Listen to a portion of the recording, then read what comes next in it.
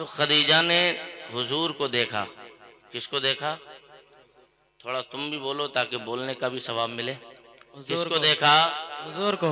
अभी कुरान तो नाजिल हुआ नहीं है, हुजूर ने ऐलान नबुव्वत भी नहीं किया है, लेकिन उसके बावजूद पर्दा ये बता रहा है कि हुजूर की चहीती बीवी हम मुसलमानों की माँ खदीजा हुजूर के निकाह में आने से पहले भी पर्दे का एहतमाम रखा करती थी। बेशक सुभान अल्लाह सुभान अल्लाह। बात समझ मारी है? अब सामने बैठ गए और बातचीत होती रही। तो जैसे ही हुजूर को माल तिजारत का दिया, लेके हुजूर चले, कुछ दूर आगे बढ़े तो साथ में कहा कि अपने गुलाम मैसरा को बुलाया, और मैसरा को बुलाने के बाद कहा, मैसरा तू इनके साथ चला जा, इनके खाने का तरीका, इनके पीने का तरीका, इनके सोने का तरीका, इनके बैठने का तरीका, लोगों से बोलने का तरीका, तिजारत का तरीका, इनकी एक एक अदा को अपने डायरी पे नोट करना, और नोट करने के बाद जब वापस आए सफ़र से तो मुझे ये बताना इनके अंदर अच्छाइयाँ कितनी हैं, इनके अंदर बुराइयाँ कितनी हैं, ये तमाम बातें तुझे नोट करना है। जब इतना कहा तो उसने नौकर ने सुना और सुन के कानों में अपनी उन बातों को बसा लिया, और सामने से खदीजा कहती हैं, जा तू इनके साथ चला जा, इनके हर तौर पे खिदमत करना, इनकी खिदमत में कोई कमी बाकी मत रखना, और आंखों से इशारा कर रही हैं जो मैंने कहा है उसी पे अमल करना, ये भी काम करना है लेकिन असल फोकस उस पर डालना है। अब खदीजा के साथ में खदीजा का नौकर नबी के साथ चल दिया। अभी कुछ मंजिले सफर तय ही हुआ था कि हुजूर अकरम सल्लल्लाहु अलैहि वसल्लम, एक गिरजा घर के सामने पेड़ था, उस पेड़ के नीचे मेरे नबी ने मैसरा से कहा इसके नीचे आराम न कर लिया जाए। तो मैसरा कहने लगा, भाई मोहम्मद इब्ने अब्दुल्ला आप आराम कीजिए ना, बिल्कुल मैं आपके साथ हूँ। तो हुजूर उस पेड़ के नीचे जैसे बैठे थे, सामने एक गिरजा घर था, उस गिरजा घर का रहने वाला एक राहिब है, तारीख जिसको नस्तूरा राहिब के नाम से जानती है, वो बाहर निकल आया, और निकल आने के बाद में मैसरा की कलाई को पकड़ा, एक तरफ ले गया और कहने लगा, ये बता मैसरा तू खदीजा का नौकर है? हाँ हाँ। कहा ये बता, ये जवान को तूने कुछ जवान को लाके इस पेड़ के नीचे बिठा दिया, कहा क्या कहना चाहते हो? कहा कि ये कौन है? तो कहा ये मक्के के रहने वाले हैं। और कहा इनका नाम क्या है? कहा इनका नाम मोहम्मद इब्ने अब्दुल्ला है। जब इतना उस नस्तूरा राहिब ने सुना तो कहने लगा, ऐसा कर सुन, जो मैं पूछूं वो बताएगा? हाँ बताऊंगा। कहा तुझे नहीं बोलना है, मेरे सवाल का जवाब हाँ और ना में देना है। कहा बता क्या कहना चाहता है नस्तूरा? तो उसने कहा, सुन, क्या ऐसा तो नहीं कि ये दुनिया में नहीं आए थे, उससे पहले इनके बाप का साया सर से उठा लिया? बिल्कुल ऐसा ही है। क्या ये बता, ये 6 साल की नन्ही उम्र में थे, इनके सर से माँ का साया उठ गया? हाँ ऐसा ही है। क्या ये 8 साल की नन्ही उम्र में थे, इनके सर से दादा का साया उठा लिया गया? हाँ बिल्कुल ऐसा ही है। तो कहा सुन ले, मैंने यही निशानी तो आखिरी नबी की तौरात में मैंने पढ़ी है, इंजील में मैंने यही निशानी पढ़ी है, ज़बूर में मैंने यही निशानी पढ़ी है, लेकिन अभी 2 निशानियां और बाकी हैं। अगर इजाजत हो तो क्या इन्हें मेरे साथ भेज देगा? हाँ हाँ मैं राजी करके भेज दूंगा। अब नबी को राजी किया, गिरजा घर की तरफ ले जाया जा रहा था, और मदीने वाले नबी ने गिरजा घर में कदम रखने से पहले जैसे ही दरवाजे पे कदम रखे ही थे, इतने में नबी के कदमों की आहट से तमाम गिरजा घर मुस्तफा के कदमों की आहट से लरसा खाने लगा। फौरन उसके अंदर एक लरसा तारी हो गया, पूरा महल कपकपाने लगा। जितने पुत्र रखे थे सारे के सारे मुंह के बल औंधे जमीन पर गिरे हुए नजर आ रहे हैं। उसने फौरन मैसरा की कलाई पकड़ी, कहा अंदर मत लेकर चल, वापस ले चल। अब नबी को ले जाया गया, फिर उसी पेड़ के नीचे मेरे नबी आ गए, और आने के बाद में मैसरा से कहा, ऐसा था इनके बदन शरीफ से कपड़े उतरवा देगा? हाँ उतरवाऊंगा। क्या कहना चाहते हो? एक निशानी और आखिरी रह गई है, उस निशानी को देखना है। अब नबी ने कहा, नबी के सल्लल्लाहु अलैहि वसल्लम के बदन शरीफ से मैसरा ने कपड़े उतरवाए, और जैसे ही कपड़े उतरे थे ऊपर की जानिब से, तो क्या देखा? मुस्तफा जाने रहमत के दोनों शानों के दरमियान कबूतरी की अंडे की तरह मोहरे नबुव्वत जगमगा रही थी। और जब मोहरे नबुव्वत को जगमगाते देखा तो मैसरा से कहा, ऐसा है? मैसरा से नस्तूरा ने कहा, ऐसा है मैसरा, याद रखना अगर मैं इनका जमाना पालूं तो इनका कलमा पढ़कर मुसलमान हो जाता। सुन ले मैसरा, मैंने आसमानी किताबों में पढ़ा है, जमीन खुदा ने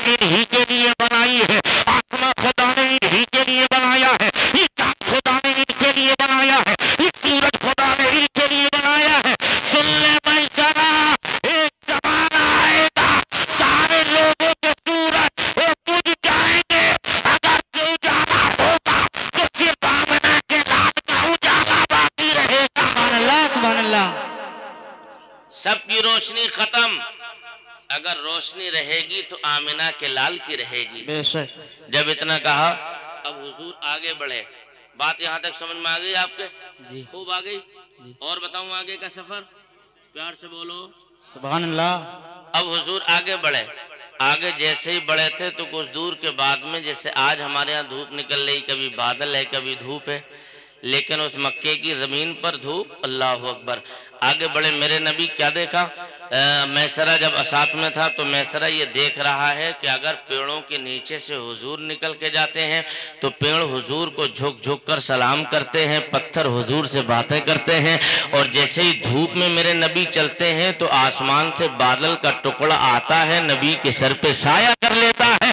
जब ये कैफियत देखी, मैसरा नोट कर रहा था, देखो ना, इंसानों से तो इंसान बातें करते हैं, लेकिन ये अजीब जवान है, जंगल के जानवर इनसे बातें कर रहे हैं, पत्थर इनसे बातें कर रहे हैं, शजरो हजर इनसे कलाम कर रहे हैं। ये बातें भी नोट कर ली। हुजूर शाम की मंडी में चले गए, और जैसे ही मुल्क शाम की मंडी में गए थे ना, तो मेरे और आपके नबी ने माल तिजारत को खोल दिया, और जैसे ही तिजारत का माल नबी ने खोला तो जितने मंडी में शाम की ताजिर आए थे उन्होंने सबने तिजारत के माल पे नजर जमाई। इतने में मैसरा कहने लगा, ऐसा है ना भाई मोहम्मद इब्ने अब्दुल्ला, आज से पहले मैं ताजिरों के साथ आया हूँ, आज से पहले भी मैंने ताजिरों के साथ काम किया है।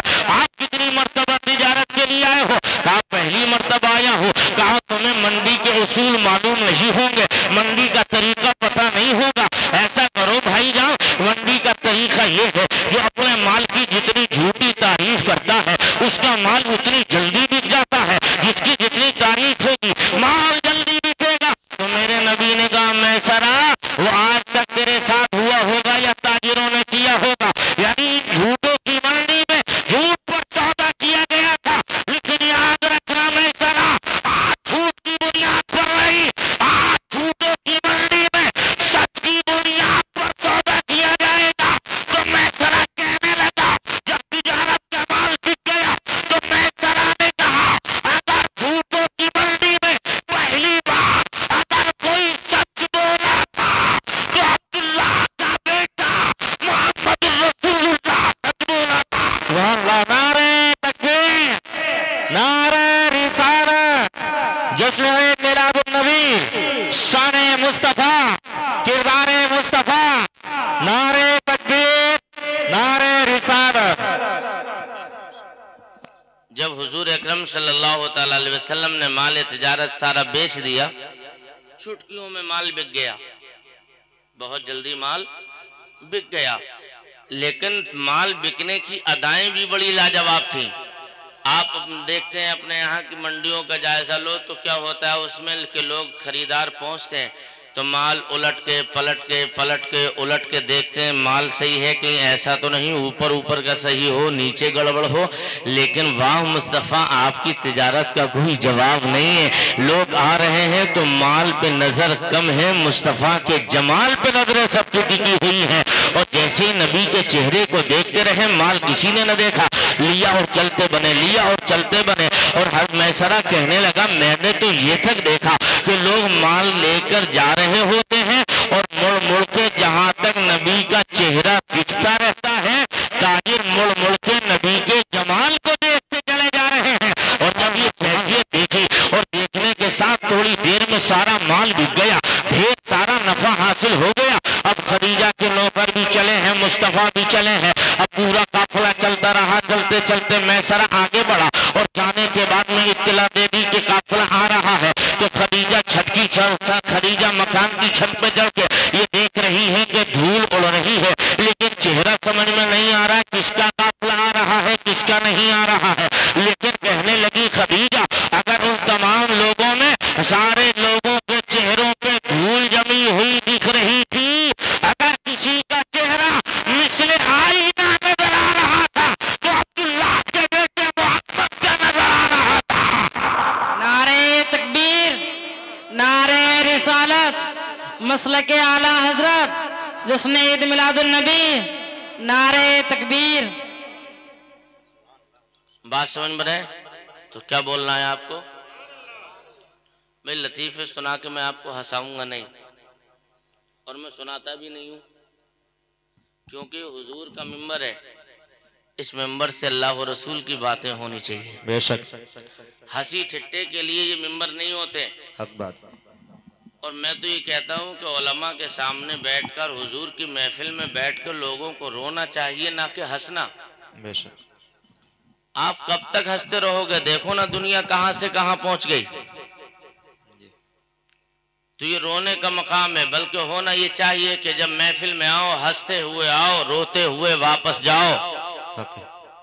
जिक्र में बैठकर जब तुम्हारा दिल लर्जा खाने लगे, रोंगटे थरथराने लगे, समझ लो कि तुम्हारा बैठना अल्लाह को पसंद आ गया है। सुभान अल्लाह, सुभान अल्लाह। हक है। खदीजा ने तिजारत का माल जब मैसरा पहुंच गए, देखा कोई दिख नहीं रहा, लेकिन मोहम्मद आ रहे हैं तो हाँ यही काफिला है। जैसे ही मैसरा दाखिल हुए, दाखिल होने के बाद में सारा नफ़ा उसी बिस्तर पे लौट दिया। तो खदीजा देख रही हैं, यार आज से पहले तो ताजिर गए थे, इतना तो नफ़ा किसी की तिजारत में नहीं हुआ जितना कि पहली मोहम्मद की तिजारत में हासिल नफ़ा हुआ है। जब ये कैफियत देखी तो मैसरा से कहा, इतनी जल्दी तुम ले भेज कर चले आए, यूं गए यूं आ गए, आज से पहले तो महीने लग जाते थे लेकिन तुम इतनी जल्दी आ गए। कहा क्या थोक में बेच दिया था? कहा नहीं नहीं खदीजा, बेचा तो रिटेल में था, लेकिन मामला कुछ उल्टा था। कहा कैसा था? कहा वो ऐसा था कि पहले जब जाता था तो लोग माल उलट के उलट के देखते थे, लेकिन अब ऐसा हो गया कि लोग माल तो ले रहे हैं तो पलटना उलटना तो दूर की बात, उनकी नजरें माल पे कम टिक रही हैं, नबी के जमाल पे टिक रही हैं। उनकी नजरें तो आमना के लाल को देख रही थी, वो माल को कब देख रहे थे। और सुनले में से खदीजा वो सिर्फ इतना ही नहीं माल लेकर जा रहे थे, बल्कि मुड़ मुड़ के रास्ते से जहां तक मोहम्मद का चेहरा दिख रहा था, मुड़ मुड़ के चेहरा भी इन्हीं का देख रहे थे। कहा यार ये तो बड़े कमाल की बात है कि पूरे ताजिर लोग माल ले गए, किसी ने माल को उलट के पलट के नहीं देखा और सबकी नजरें मुस्तफा जाने रहमत के चेहरे पे। तो खदीजा कहने लगती है, आप करीब आ जा। और करीब आने के बाद मुझे ये बता कि तूने देखा क्या था? कहा क्या देखा था? कहा कि ऐसा है कि मैंने तुझे जिस काम के लिए भेजा था वो काम किया कि नहीं किया? तो मैसरा कहने लगा, मलकाए अरब मैंने वही काम किया है। कहा क्या काम किया है? मैंने तेरी ड्यूटी लगाई थी, तुझे ये देखना है, इनके खाने की अदाएं देखनी है, इनके पीने की अदाएं देखनी है, इनके सोने का तरीका देखना है, इनके जागने का तरीका देखना है, इनके चलने का तरीका देखना है, सब कुछ देखना है। और उसके बाद में ये नोट करके आना है अच्छाइयाँ कितनी है और बुराइयाँ कितनी है, और मुझे आकर के फैसला सुनाना है अच्छाइयाँ कितनी थी बुराइयाँ कितनी। तो मैसरा ने जब ये बातें मलकाए अरब खदीजा की जबान से सुनी तो फौरन कहने लगे, मैसरा ऐसा है मलकाए अरब जबान बंद कर लो, तुम इतनी बातें कर रही हो, मेरी जबान से सुनो मैंने क्या देखा। कहा बता क्या देखा, यही तो जानना चाहती हूँ। कहा जब मैं घर से चला ना, अभी कुछ दूर चला था, तो जिन रास्तों से चल रहे थे मोहम्मद, तो अगर धूप होती तो आसमान से बादल का टुकड़ा इन पे साया कर लेता, और जब ये साये में चले जाते वो टुकड़ा गायब हो जाता। अगर पेड़ों की तरफ से निकलते, पेड़ झुक झुक कर इनसे बातें किया करते थे, पत्थरों की जानिब से निकले, पत्थरों से झंझनाने की आवाज मैंने कानों से सुनी है। और सुन ले खदीजा, जब ये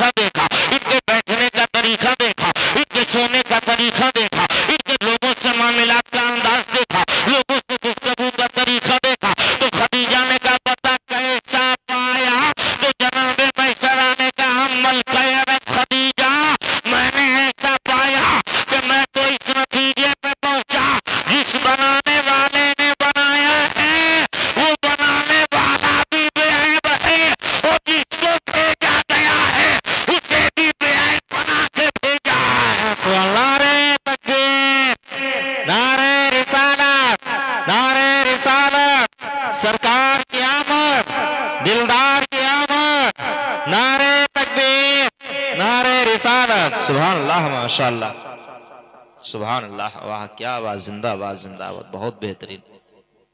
जिसे भेजा बल्कि जिब्रील अमीन की जबान में तो यूं कहो, हजरत जिब्रील अमीन बुलबुल सिदरा फरमाते हैं कल्लब तो मशारिकल अर्दी व मगारिबहा वलम अरा मिसलका या रसूल अल्लाह।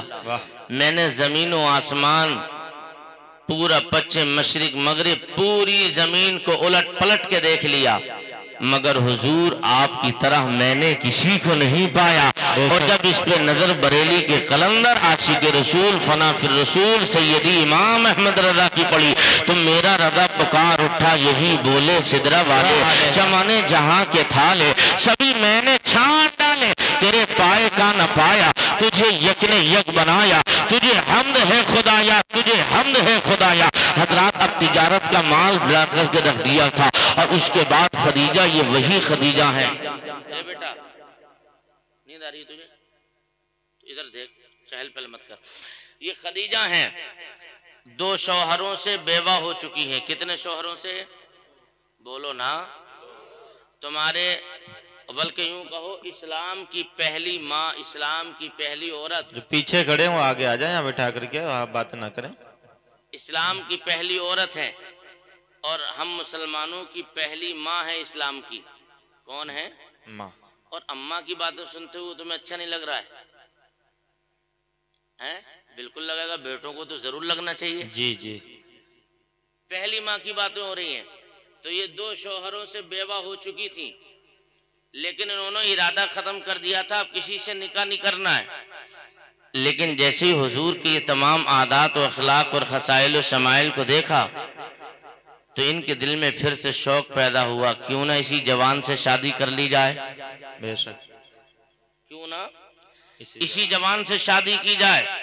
लेकिन उस वक्त में खदीजा 40 साल की उम्र को पहुंच चुकी थी, हुजूर 25 साल के थे। सुभान।